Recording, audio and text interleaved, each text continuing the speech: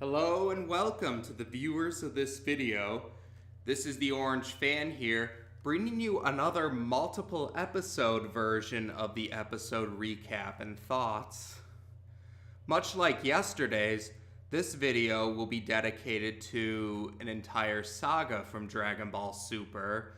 Episodes 15 to 27 make up the Golden Frieza Saga. And like it was said with the Beerus Saga, we'll be covering the FUNimation Dub for it. For those unfamiliar, the Golden Frieza Saga is a retelling of the Resurrection F movie, so the broad strokes between the two are the same, it's more the specific details that differ. Now, if you've never seen either the Golden Frieza Saga or Resurrection F, the recap would go as follows.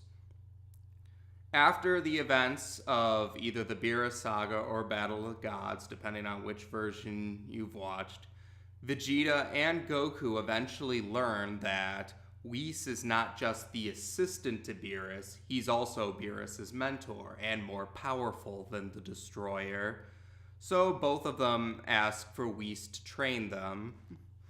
While that's going on, the remnants of Frieza's army have been searching for planet Namek, well, New Namek, I should clarify, in the hopes of using the Namekian Dragon Balls. But since their efforts to find the Namekians' new home have not gone as planned, they feel they must risk it and head to Earth for the Earth Dragon Balls, despite knowing that the Super Saiyans are there. Sobei and Togama, two of the remnants of the army, find Emperor Pilaf and his minions and force them to gather the Dragon Balls for them, and also force them to summon Shenron. It is then clear that the remnants of the army wish to bring back Frieza from the dead. Shenron, though, says that although he could bring Frieza back, it'd be pointless since it's been over a year since his death, so he'd end up just being brought back in pieces, since future Trunks used his sword on him quite a bit. Given that they have more advanced regeneration chambers, which can put pieces back together, Sobei insists on bringing the Tyrant back anyway. And, well, just as Shenron said, Frieza is in pieces, and they have to put him in a container just to keep him all together. So once the regeneration chamber completes its job, Frieza is back in one piece, and he's back in his first form on top of that. Now, while many of his minions suggest that he just leave Goku alone and just focus on rebuilding his empire, Frieza is on the mind of revenge before reason. He cannot stand to live in a universe where that super simian upstart still exists. And Frieza hears about how he defeats Boo. It will be quite salubrious for me if I train 4 months in earnest. I'll be able to gain the power to upstart him.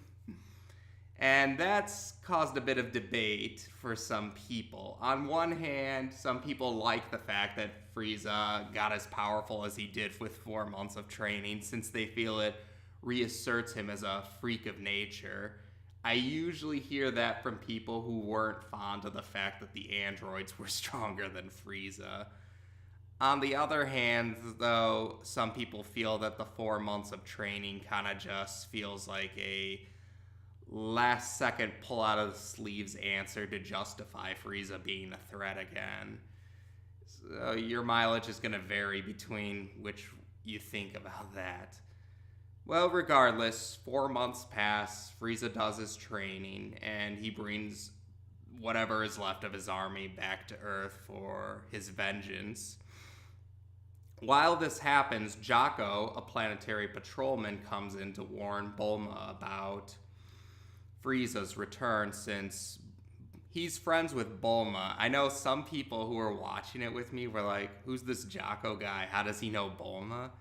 He was in a prequel manga, a prequel spin-off manga that actually reveal that Jocko was meant to stop Goku as a baby from landing on Earth, but he got sidetracked and he didn't realize that Goku did land on Earth. So that's where Jocko comes from, and it's understandable why a lot of people may not recognize him. But anyway, Jocko knows Bulma's friends with the guy who bested Goku, or no, he bested Frieza. She's friends with Goku who bested Frieza.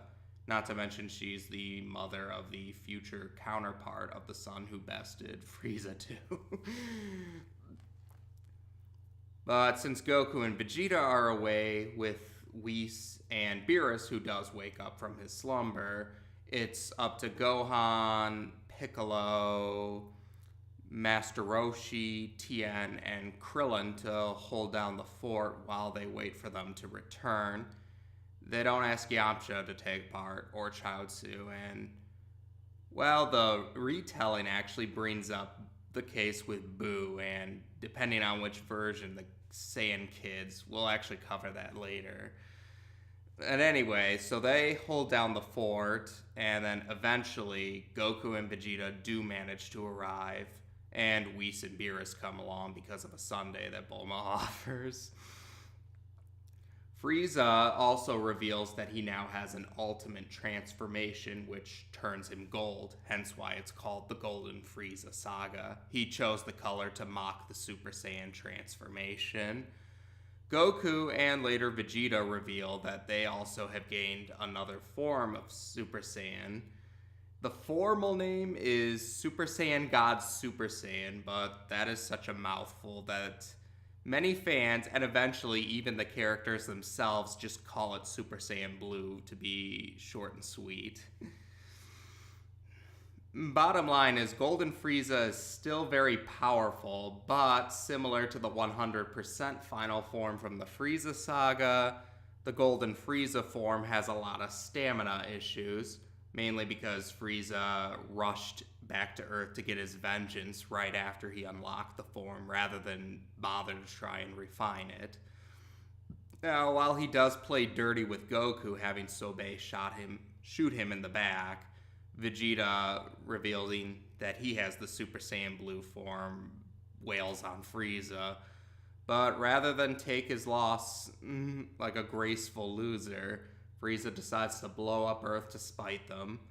Those who were around Whis were protected by Whis' barrier.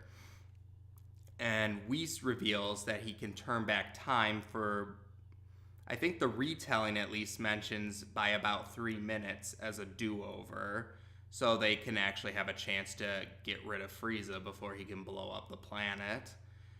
And I believe the retelling also mentions that he can only do it every now and then, so this is their only do-over for if they don't succeed now, it's game over for real.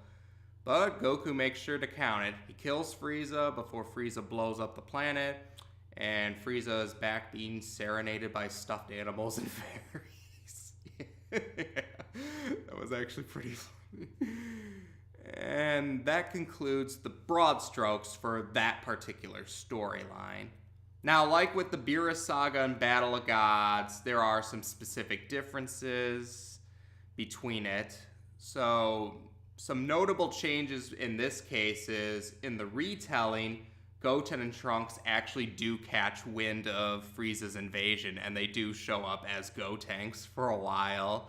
We even get a funny bit where Frieza recognizes Goten as Goku's younger son, and he mistakes Trunks as the son of the swordsman who bested him, because keep in mind, Frieza didn't know that future Trunks was from an alternate timeline.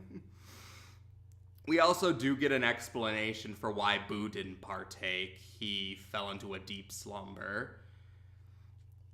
And some other differences are we actually do get to see the events that lead to Vegeta and later on Goku training with Whis, whereas they're already with Whis training when in the movie version.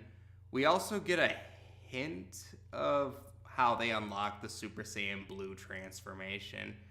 Again, it's not very detailed or specific, but it's a little hint compared to the movie where we really had no evidence that they acquired the form.